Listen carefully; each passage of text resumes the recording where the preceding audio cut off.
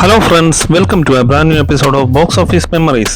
ഇന്ന് നമ്മൾ ഡിസ്കസ് ചെയ്യുന്നത് 1992 ജൂലൈ 9, 10, 11 എന്നീ തീയതികളിലായി കേരളത്തിലെ തിയേറ്ററുകളിൽ റിലീസ് ചെയ്ത 4 മുൻനിര താരങ്ങളുടെ ഫ്ലാഷ് റിലീസസിനെ കുറിച്ചുള്ള വിശകലനങ്ങളാണ്.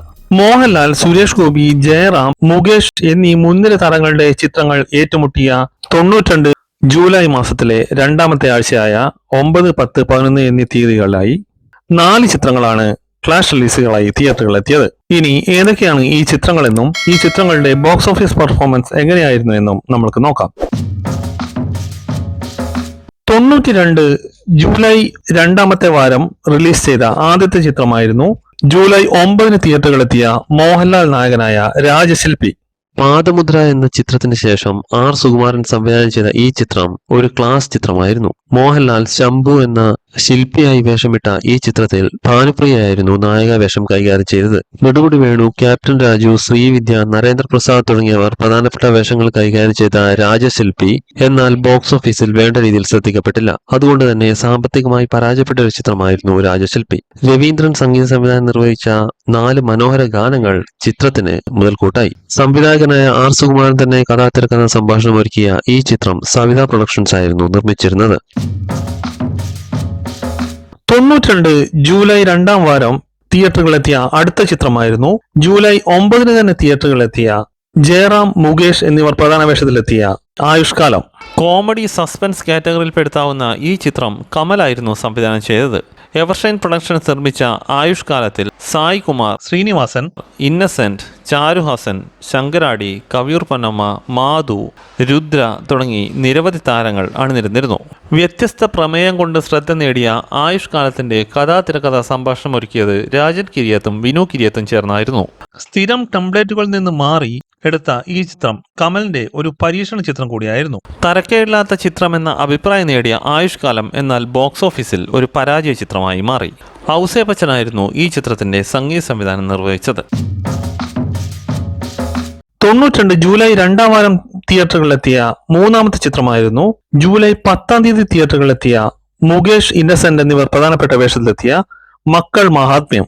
പോൾസൺ സംവിധാനം ചെയ്ത ഈ ചിത്രത്തിന്റെ കഥ സിദ്ദിഖ് ലാൽ ആയിരുന്നു നിർവഹിച്ചത്.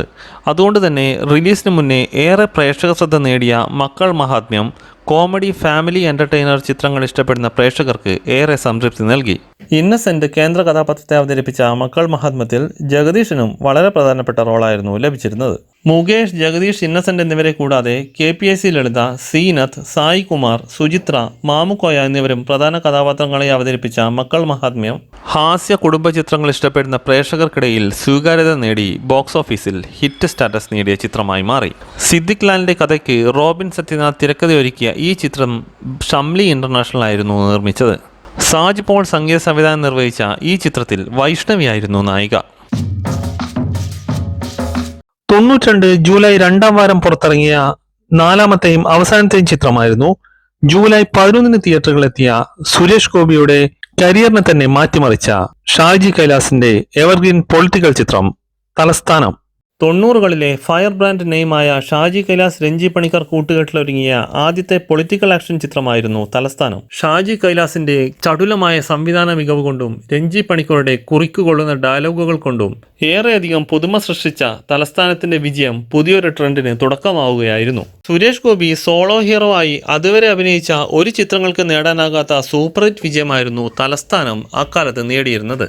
നരേന്ദ്രപ്രസാദ് എന്ന ശക്തനായ വില്ലനെയും വിജയകുമാർ എന്ന നടനെയും മലയാള സിനിമയ്ക്ക് സമ്മാനിച്ച തലസ്ഥാനം ക്രൈസ്റ്റ് കിങ് പ്രൊഡക്ഷൻസിന്റെ ബാനറിൽ ഹെൻറി ആയിരുന്നു നിർമ്മിച്ചിരുന്നത്.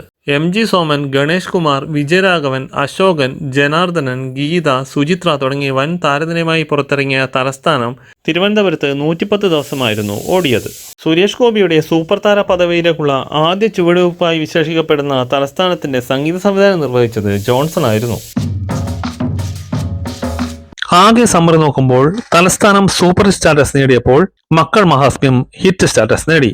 രാജശില്പിയും ആയുഷ്കാലവും പരാജയങ്ങളായി മാറി. അതുകൊണ്ട് തന്നെ സക്സസ് റേഷ്യോ 50% ആണ്. ഇത്രയുമാണ് 1992 ജൂലൈ മാസത്തിലെ രണ്ടാമത്തെ ആഴ്ച കേരളത്തിലെ തിയേറ്ററുകളിൽ റിലീസ് ചെയ്ത മലയാള ചിത്രങ്ങളെ കുറിച്ചുള്ള വിശകലനങ്ങൾ. ഈ വീഡിയോ നിങ്ങൾക്ക് ഇഷ്ടമായെന്ന് കരുതുന്നു. വീഡിയോ ഇഷ്ടമായവർ ചാനൽ സബ്സ്ക്രൈബ് ചെയ്യുക, നോട്ടിഫിക്കേഷന് വേണ്ടി ബെൽ ഐക്കൺ ക്ലിക്ക് ചെയ്യുക.